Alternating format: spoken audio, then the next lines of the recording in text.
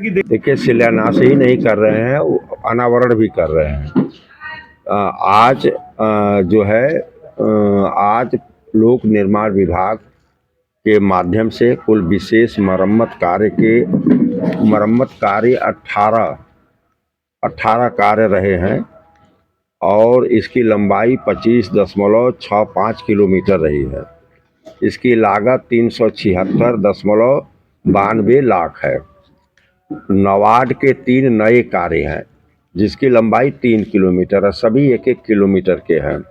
इसका जो मूल्य है वह 163.07 लाख है। अर्थात कुल अगर मिला दिया जाए तो किलोमीटर बनता है 28.65 किलोमीटर बनता है। और पूरा आज का जो अनावरण और शिलान्यास जो हुआ है उसका लागत आता है 539.99 लाख, अर्थात 5,39,99,000 रुपया बनता है। और यह हमारे विधानसभा के विभिन्न कोनों में यह मार्ग रहे हैं। कुल मिलाकर के 21 कार्य का आज अनावरण और शिलान्यास करा गया है। और साथ ही साथ हमने अपने निधि से 24 गाँव में ट्रांसफार्मर की क्षमता वृद्धि के लिए दिया था या नया जो है ट्रांसफार्मर लगाने के लिए दिया था। 24 कार्य में 11 कार्य पूर्ण हो गए हैं और 13 कार्य अवशेष रह गए हैं। आज ही हमारी सुपरिटेंडेंट इंजीनियर से और जो डीलिंग बाबू है उनसे सबसे और ठेकेदार से बात हुई है कि आचार संहिता लगने से पहले 13 जो अवशेष कार्य हैं अर्थात ट्रांसफार्मर लगाया जाना अवशेष है उस कार्य को पूरा किया जाए। और साथ ही साथ इसके लिए मैं अपने माननीय श्रद्धेय मुख्यमंत्री श्रद्धेय श्री योगी आदित्यनाथ महाराज जी जो हम लोगों के अगुवा हैं और विकास पुरुष हैं और आयरन पुरुष भी है और मजबूती से कानून व्यवस्था को लेकर के 7 साल से लगातार प्रदेश में चल रहे हैं, तो उन्हें मैं बधाई देता हूं, उनका आभार प्रकट करता हूं कि आपने इतनी बड़ी रकम दिया और दे करके हमारे क्षेत्र का विकास कर रहे हैं। इसके लिए औराई की जनता के तरफ से माननीय मुख्यमंत्री जी का मैं आभार प्रकट करता हूं, उन्हें धन्यवाद बोलता हूं। शादी के बाद से लेके आज तक 76 साल बीत जाने के बाद भी नारी शक्ति बंधन अधिनियम अभी जो है पेंडिंग पड़ा रहा है। सबसे ज़्यादा दिन तक इस देश में हुकूमत कांग्रेस पार्टी ने किया है, इसको रद्दी की टोकरी में डाल रखा था। माननीय प्रधानमंत्री जी ने जो है नारी शक्ति बंधन अधिनियम को स्वीकार किया, दोनों सदनों में पास कराया राज्यसभा और लोकसभा में। और आज स्थिति है कि 33% बहनों को माताओं को आरक्षण मिलेगा, लोकसभा में भी मिलेगा और विधानसभा में मिलेगा, विधान परिषद में मिलेगा और राज्यसभा में मिलेगा।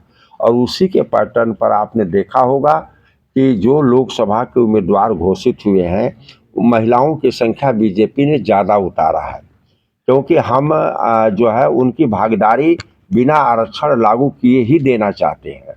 और जब परिसीमन हो जाएगा लोकसभा का, विधानसभा का परिसीमन हो जाएगा, नए सिरे से महिलाओं के लिए सीट सुनिश्चित हो जाएगी, उसमें तो सभी पार्टियों की मजबूरी हो जाएगी देना।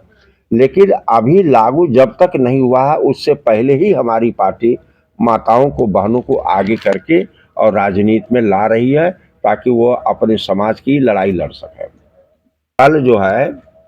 कल 22 जो है कार्य रह गया है, लोक निर्माण विभाग का 22 कार्य रह गया है और एक कार्य जो है आपका मंडी परिषद का रह गया है। कल वह जो है 1300 मीटर 45.45 लाख रुपए का स्वीकृत हुआ था और कार्य आधा हो गया है, केवल पेंटिंग बाकी है।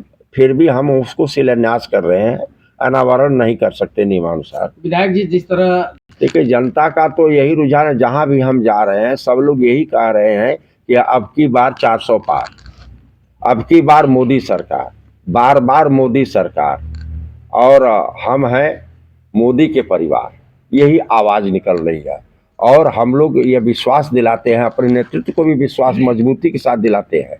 हम लोग कभी भी किसी कैंडिडेट के पीछे नहीं चलते हैं, लेकिन इतना जरूर करते हैं कि हमें पार्टी ने विधायक बनाया है तो हमारा दायित्व है कि मैं अपने विधानसभा से अपना पैसा लगा करके और अपने लोगों को लगा करके जिस तरीके से पिछले बार सांसद को जिताया है उसी तरीके से हम आगे आने वाले दिनों में भदोही से अपना सांसद जिताकर भेजेंगे तो हमें गर्व होगा, हमें खुशी होगी और तभी हमारे ऊपर फेथ होगा नेतृत्व का कि हमारा विधायक सही काम कर रहा है। जिस तरह से है मोदी के परिवार, एक ही स्लोगन काफ़ी है और यह स्लोगन कैंपेनिंग में बदल गया है और इंडी पार्टी में समझौते में जितने लोग शामिल हैं तो सब जानता है कि ये परिवारवादी लोग हैं, सब जानता है कि भ्रष्टाचारी लोग हैं।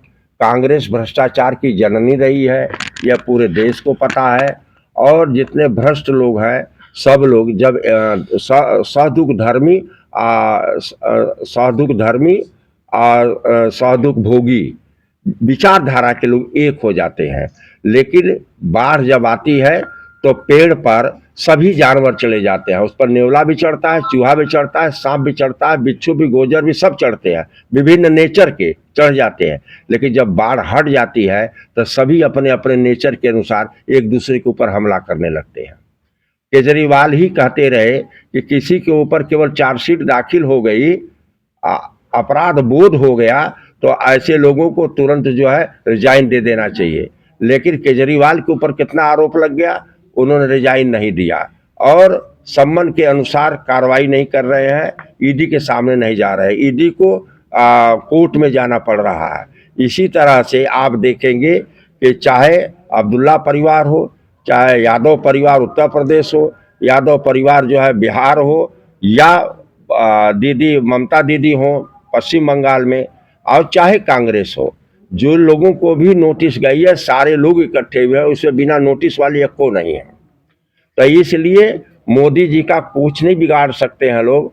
मोदी जी का जो इस देश का 140 करोड़ आबादी है वो उनका परिवार है, वो शादी नहीं किए और आज परिवार उनका नहीं बसा है। इसका ये मतलब नहीं कि वो परिवार का रहम नहीं जानते। अगर वो रहम नहीं जानते तो यहाँ पर शौचालय नहीं बनता, यहाँ पर आवास नहीं मिलता, किसानों को जो है 6,000 रुपया सालाना नहीं मिलता, गैस कनेक्शन नहीं मिलता। ये जो गरीबों के लिए काम किया जा रहा है, हर गांव में हर गली में पानी की पाइपलाइन दौड़ाई जा रही है, ये नहीं करते।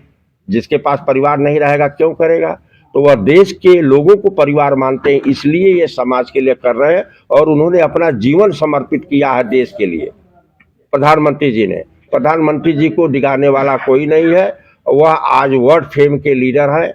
दुनिया जो है उनको सम्मान दे रही है, दुनिया उनके पीछे चलने के लिए मजबूर हुई है। नहीं तो पहले तो भारत जो है अमेरिका के राष्ट्रपति के पीछे पीछे चल रहा था, अब अमेरिका का राष्ट्रपति खुद कहता है प्रधानमंत्री जी को कि मोदी साहब हम भी पीछे हैं, हमसे भी जरा मिल लीजिए।